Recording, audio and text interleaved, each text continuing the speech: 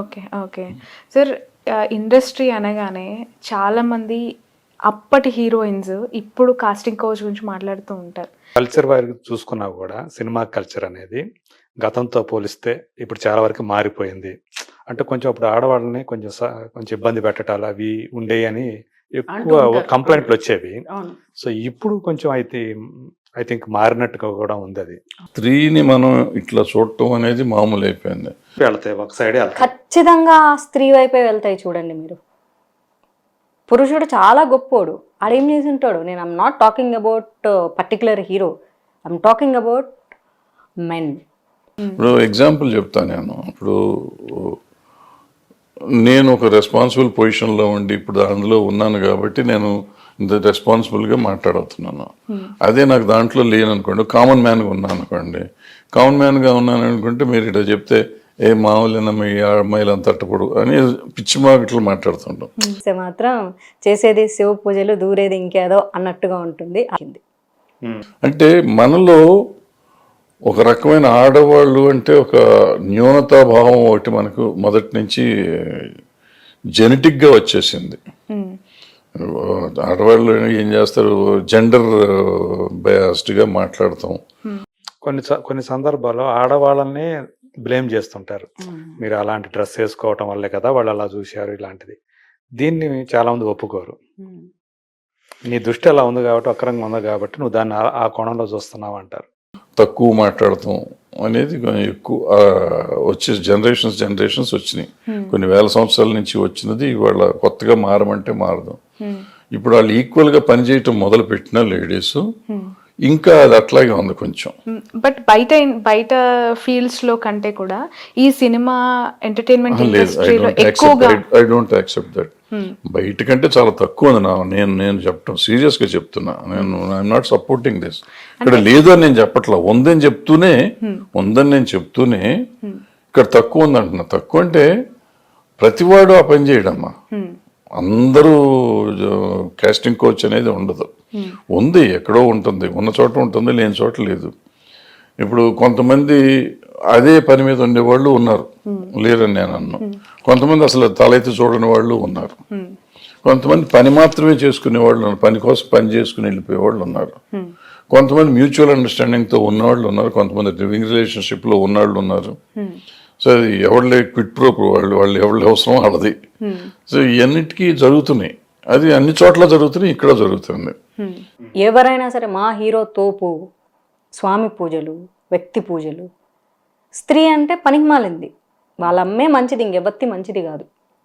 ఒకవేళ వాళ్ళ అమ్మ కనుక వాళ్ళ నాన్న దగ్గర నుంచి కష్టాలు పడేవి, మీకు తెలుసా మా నాన్న ఇన్ని కష్టాలు పెట్టాడు, తాగొచ్చి కొట్టాడు తెలుసా నీకు, నువ్వు మాట్లాడతావు మా అమ్మ గురించి అంటే నీ ఇంట్లోదే కష్టం. మీ అమ్మే మీ అమ్మ, ఇక బయటది ఎవరిది కాదు, అంతే. మీడియా పెరగటం వల్ల కావచ్చు, మనుషుల్లో కూడా మార్పులు కావచ్చు.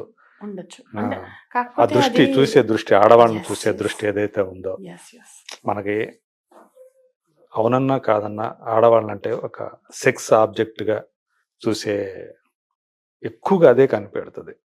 ఇది సినిమా ఫీల్డ్లో మరి ఎక్కువ ఉంటుంది అని చెప్పేసి అంటారు. అది అలాంటిది ఇప్పుడు తప్పు సార్. ఎందుకంటే బయట అంటే ఇట్స్ దేర్ ఎవ్రీవేర్, వరల్డ్లోనే అలా ఉంది. కొన్ని అందుకే కదా మనం కండక్ట్ చేసుకుంటే తెలివి లేకుండా ఉన్నప్పుడు చేసిన పనులు ఇప్పుడు మీరు చూస్తే, ఈ మీరు వెళ్ళి నేరస్తులు ఎవరైతే ఉన్నారో ఒకసారి నేను కూర్చొని చూస్తూ ఉంటాను అనమాట. ఓకే, సగం మంది మాకు కనుక తెలుసు అంటే ఏదో తాగినప్పుడు ఇక్కడ ఇంకోటి అయినప్పుడు అలాంటివేవో క్రైమ్స్ అవి జరుగుతాయి అని చెప్పి. సో మనం అందుకే మన అలవాట్లు మనం కరెక్ట్గా పెట్టుకుంటే మన ఆలోచనలు కూడా కరెక్ట్గా ఉంటాయి. ఇప్పుడు మీరు అన్నారు కదా, ఆడవాళ్ళని అలా వక్రంగా చూడడం అనేది ఇట్స్ నాట్ ఒక హ్యాబిట్తో అదే ఏమంటారు, ఒక లోపల ఒక అలవాటు కాదు.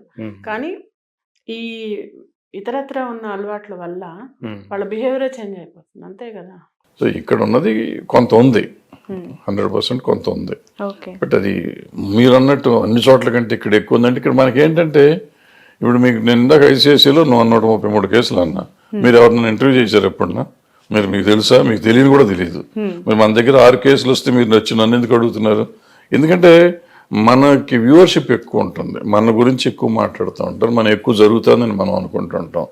ఇవాళ సమాజంలో ఎక్కడ పడితే అక్కడే జరుగుతుంది. ఇప్పుడు రోజు మనకి టీవీల్లో చూస్తూనే ఉంటాం, మన 6 నెలల పాప మీద ఎవరో చేశారు, అంతకుముందు 16 ఏళ్ల పాప మీద ఎవరో చేశారు, 12 ఏళ్ల పిల్ల మీద చేశారు. ఇవన్నీ చూసి మనం బాధపడతా ఉన్నాం. ఇవాళ అన్ని కేసులు మనం చూస్తూ ఇవాళ సడన్ గా ఒక కేసు వచ్చేసరికి సినిమా ఇండస్ట్రీలోనే మనం ఎట్లా అంటాం, అవన్నీ సినిమా ఇండస్ట్రీ కాదు కదా. బట్ ఇక్కడ చాలా కామన్ గా చూసేవాళ్ళేమో, కానీ ఈ ఇష్యూలో ఉంది ఒక కొరియోగ్రాఫర్ అనేది పక్కన పెడితే, అటువైపు ఉన్న ఒక బాధితురాలు తను ఒక మైనర్ అనే విషయం చాలా కలవరానికి గురి చేస్తుంది. డెఫినెట్ గా అది చాలా ఇంటెన్స్. అంటే మనకు వచ్చేటప్పటికి తెలియదు, కేసు వచ్చినప్పటికి తెలియదు, తర్వాత మనకి ఎంక్వైరీలో బయటపడింది తప్ప మన కేసు వాళ్ళు చెప్పినప్పుడు అసలు మైనర్ని లోపలికి రానివ్వకూడదు కదా. మైనర్ని కొరియోగ్రఫీకే పెట్టుకోకూడదు, కొరియోగ్రఫీగా దేనికి పెట్టుకోకూడదు. దీనికన్నా పెట్టుకుంటే పేరెంట్స్ కన్సెంట్ తీసుకుని పేరెంట్స్ సమక్షంలో చేయాలి. మనం చైల్డ్ ఆర్టిస్ట్ గా మనం వాడాం అనుకోండి, ఆర్టిస్ట్ గా రావచ్చు, వేరే లేబర్ అట్టకు చేయనివ్వం. సినిమాలు కాబట్టి సినిమా ఆర్టిస్ట్ గా రానివచ్చు, సినిమా డాన్సర్ అయితే పిల్లలు డాన్సర్లు కావాలనుకుంటే పిల్లల్ని తీసుకోవచ్చు. సో అటువంటివి చేసినప్పుడు ఏంటంటే తల్లిలో ఎవరో పక్కన ఉండాలి కంపల్సరీగా, అది రూల్. అది అంటే కొరియోగ్రాఫర్స్ కి కొరియోగ్రఫీలోకి అసలు తీసుకునే కూడదు నా ఉద్దేశం. ఏజ్ క్రైటీరియా చాలా మ్యాండేటరీ. డెఫినెట్ గా మేజర్ అవ్వకుండా ఎట్లా తీసుకుంటారు, ఎందుకంటే వాళ్ళు ఎక్కడ పడితే అక్కడ షూటింగ్లు ఉంటాయి, పేరెంట్స్ ని తీసుకెళ్ళడానికి అవకాశం ఉండదు. సో వాళ్ళు ఎంతో కొంత మెచ్యూరిటీ ఉన్న మనుషులు ఉండాలి కదా.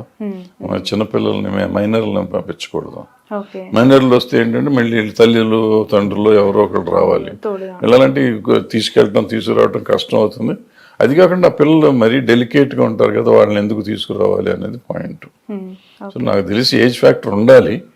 మరి వాళ్ళు ఎట్లా తీసుకున్నారు ఆ అమ్మాయిని అనేది ఇవన్నీ కొంచెం రేపు ఇన్వెస్టిగేట్ చేస్తే యూనియన్ కూడా తప్పు చేసిందా, లేకపోతే ఆ అమ్మాయి మేజర్ అయినాకే ఈ కార్డు అప్లై చేశారు అంటే లేకుండా కూడా తీసుకెళ్ళి ఇతను వాడుకున్నారు ఏమో, ఇవన్నీ కొంచెం డెప్త్ లోకి వెళ్తే కానీ. అంటే ఇప్పుడు పర్టికులర్ ఒక సినిమాకి సంబంధించి ఒక కొరియోగ్రాఫరు మాస్టర్ గా కంటిన్యూ అవుతున్నప్పుడు పూర్తి అంటే గ్రిప్ అంతా కూడా అతని దగ్గరే ఉండే అవకాశం ఉంటుంది కాబట్టి మేబీ ఆ మాస్టర్ తనని కొంత లీనియన్స్ తో తీసుకెళ్లి ఉండొచ్చేమో అనే అభిప్రాయం కూడా వ్యక్తం అవుతుంది. అలా ఉంటుందా? ప్రొడ్యూసర్స్ యాక్సెప్ట్ చేయొచ్చా కొరియోగ్రఫీ?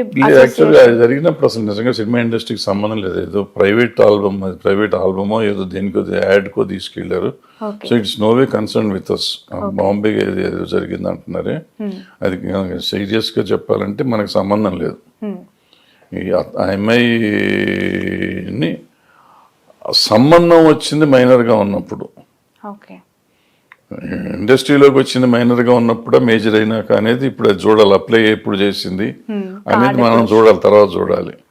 ఈ ఫస్ట్ టైం జరిగినప్పుడు మాత్రం she was not the member or ఈ సినిమా ఇండస్ట్రీకి సంబంధం లేదు, అది ఏదో చిన్న ప్రైవేట్ దానికి. ఓకే, బట్ 2019 నుంచి 2024 చాలా ఇయర్స్ ఆఫ్ గ్యాప్ ఇక్కడ కనిపిస్తుంది. 5 years మధ్యలో 2 years కరోనా పోయింది కదమ్మా.